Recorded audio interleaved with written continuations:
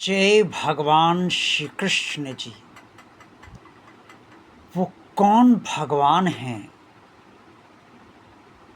जिनकी पूजा अर्चना से, ध्यान करने से, भजन करने से, कीर्तन करने से हमारी सारी इच्छाएं पूर्ण हो जाती हैं और हमारे सारे काम बन जाते हैं। वो कौन भगवान हैं जिनको जपने से, जिनकी आराधना करने से हमें शांति भी मिलती है, जीवन भी अच्छी तरह से चलने लगता है और जो हम सब चाहते हैं वो सब होने लगता है।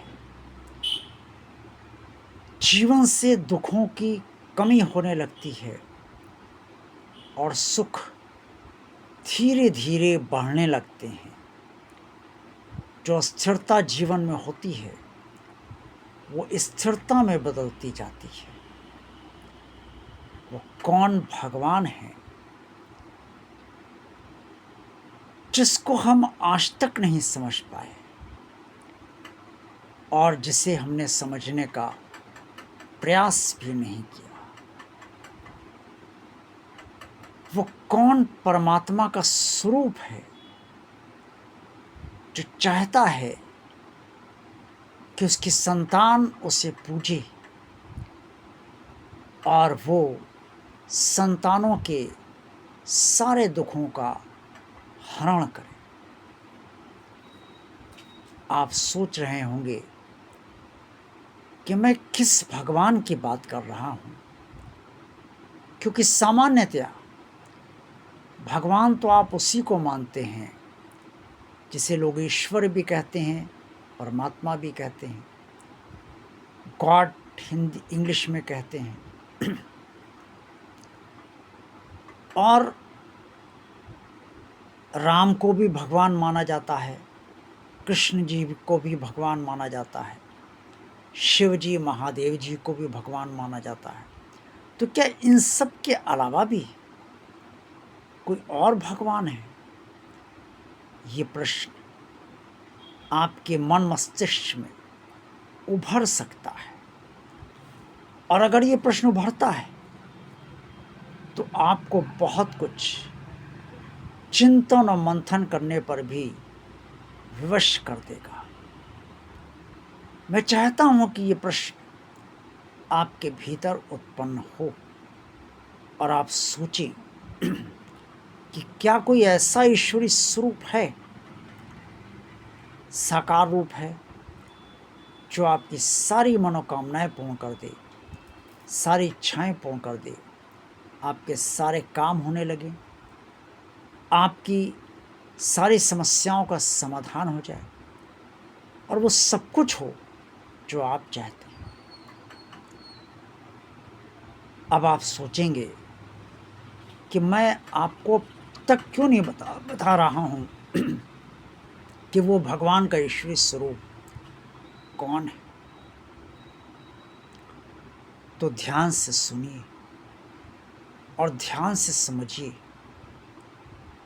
और जो सुनिए, जो समझिए, उसके बारे में निर्णय भी लीजिए और उसे क्रियान्वित भी कीजिए।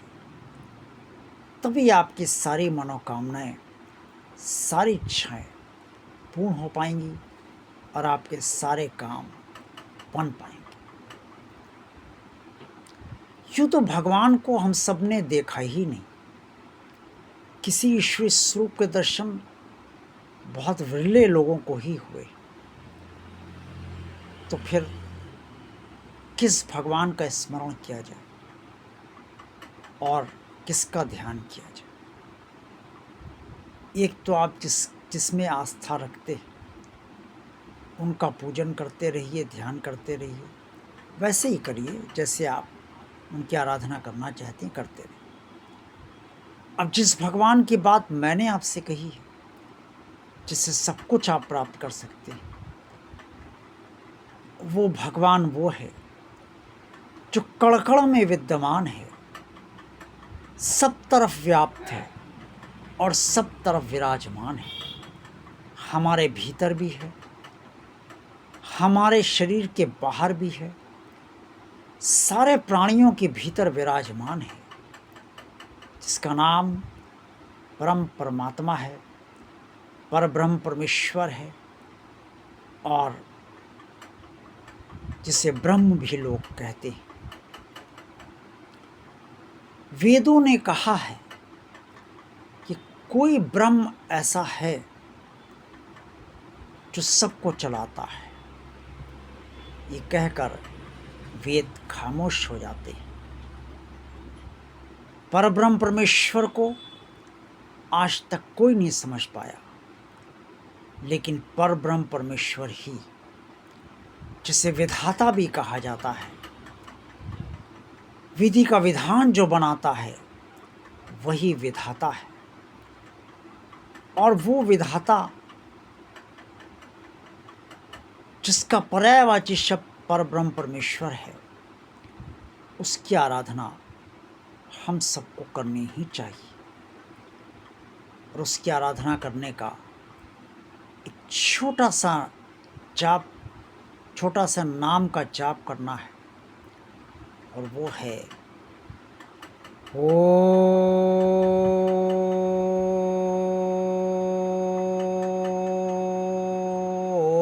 ओंकार नमो नमः।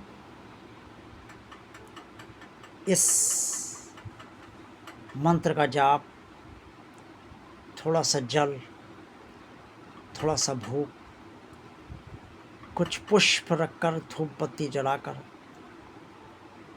शुद्ध स्थान पर, शुद्ध वातावरण में अगर करेंगे